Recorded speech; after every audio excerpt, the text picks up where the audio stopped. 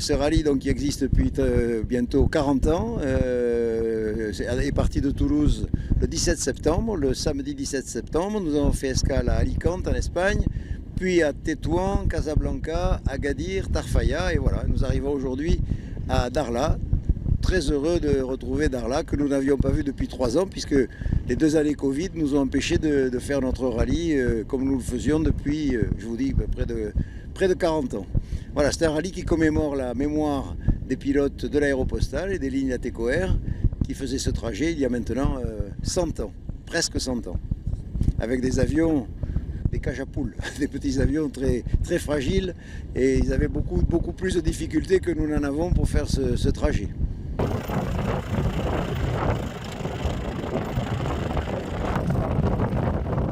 Je fais partie des équipes du rallye Toulouse-Saint-Louis du Sénégal 2022, qui a été reporté déjà plusieurs fois à cause du Covid.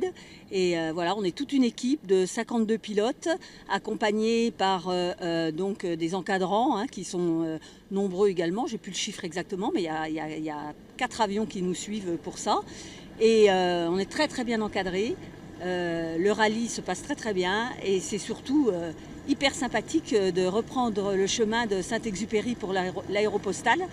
On est toujours bien accueillis partout où on va, donc on pense qu'il n'y a pas de raison que ça s'arrête, mais partout où nous nous sommes posés, un accueil chaleureux, fort sympathique, et voilà, je suis ravie de faire partie de cette équipe fantastique. Nous venons d'arriver aujourd'hui à Darla et très heureux de revenir ici dans cette grande capitale du sud Maroc, du Sahara, puisque nous ne sommes pas venus ici depuis bientôt 3 ans à cause du Covid. C'est la première fois depuis presque 40 ans, depuis 1983 que le rallye existe. C'est la première fois que nous n'avons pas pu venir pendant 2 années consécutives.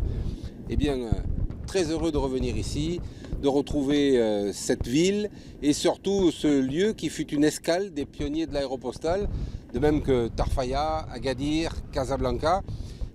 Darla a été une ville très importante qui s'appelait Villa Cisneros au moment de l'occupation espagnole et qui était un relais très très important pour les pilotes des lignes aériennes de la ATCOR et de l'Aéropostale, puisque entre Tarfaya, qui à l'époque s'appelait Cap Juby, et Nouadhibou, qui à l'époque s'appelait Port-Étienne, l'escale de Darla, qui s'appelait Villa Cisneros, était très très importante. C'était le seul endroit où ils pouvaient s'arrêter pour se ravitailler, refaire les pleins de carburant, se reposer, réparer les avions, réparer les moteurs quand c'était nécessaire. Donc ici, Darla, c'est un point particulier pour nous.